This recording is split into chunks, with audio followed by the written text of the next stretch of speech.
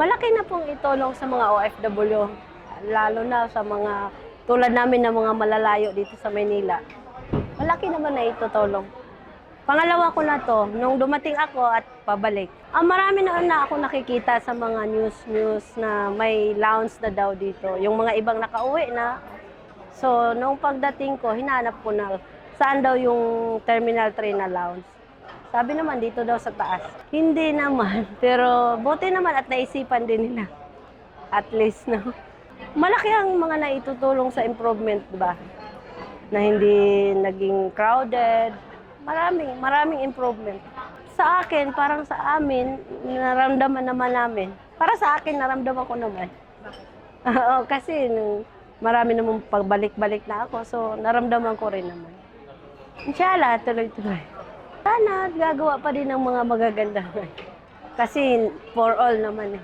Salamat din sa lahat-lahat ng nasa government, nasa taas-taas.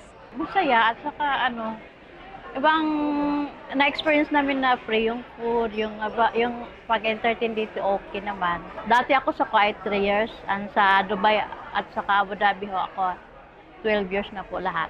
I'm very proud sa sa Pangulong Ferdinand Marcos po kasi last October po akong umuwi dito, naka-receive po ako ng sa kanya, yung amnesty. Salamat po, President, sa tulong mo sa mga OFW. Ako po si Jerry Cornelio, nagtatrabaho sa Kuwait bilang isang pintor ng mga sasakyan. Maayos po ang serbisyo, masarap yung mga pagkain, siyempre. Nakilang beses na ako kumain, 2 beses na kumain. Ganun po, okay ang serbisyo niya. Ganun din, dun sa Terminal 1 dati, ganun din last year kasi nag-umuwi daw last year eh. Maayos po ang niya. Dati walang ganito eh, siyempre. Nung magkaroon ng ganito, masasaya yung mga OFW, siyempre lalo na yung mga mahaba pang oras sa kanilang flight, meron silang matutuluyan ba. Okay po yung serbisyo. Mga tao, mga mababait, yung pag-serve nila tulad kanina, in-assist kami nung ng e-card, yung OFW card, yung OWA card. Siya na mismo nag-scan ng maayos.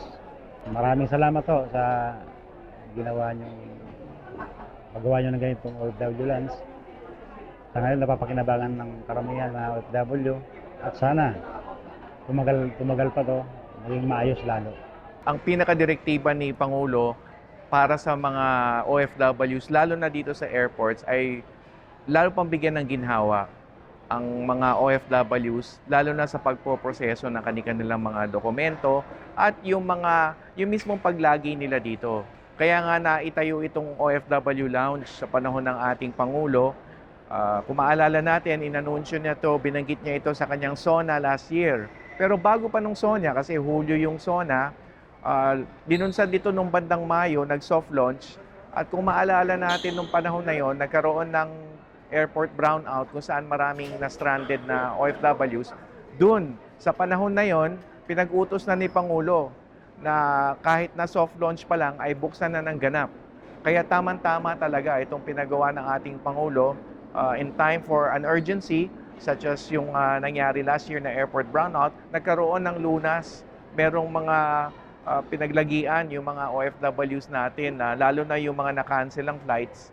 Maraming mga nakahiga sa sahig, na-cancel ang flights, nag-aantay ng action sa airline. So, nadala sila dito nung panahon na yon. Yun ang simula nun. But most of all, ang treatment, sabi ng ating Pangulo, itong OFW Lounge, ay parangal, tribute sa mga OFWs. Hindi ito kautangan ng OFWs, kundi parangal at sukli or pagbabalik ng lahat ng paghihirap ng ating mga OFWs para sa kanilang pamilya at sambayanan.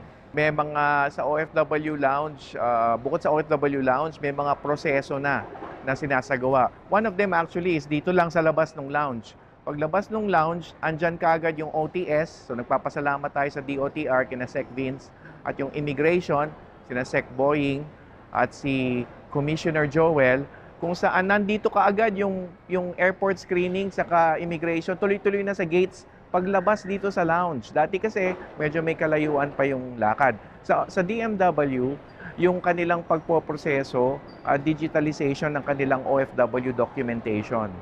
Kaya yung pagpapabilis pa ng proseso na pinag-utos ng ating Pangulo, kaya hindi na kailangang pumila face-to-face yung mga OFWs. Dito, dire-diretso na sila. Tangan na nila yung DMW documentation nila, which is called the OAC.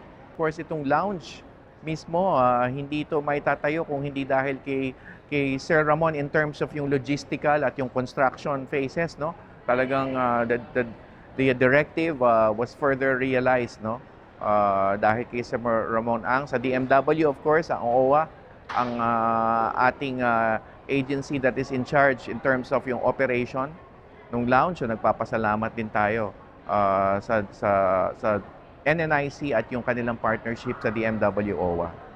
Our commitment is to realize the directive, the mandate from no less than the President, no, to make it easier, more comfortable so for our OFWs as by way of tribute and in exchange for all their sacrifices and hard work, and at least to keep them, to make them ready, to better prepare them for the work abroad, and for those who are returning, by way of receiving them and bringing them as fast as we can to their families.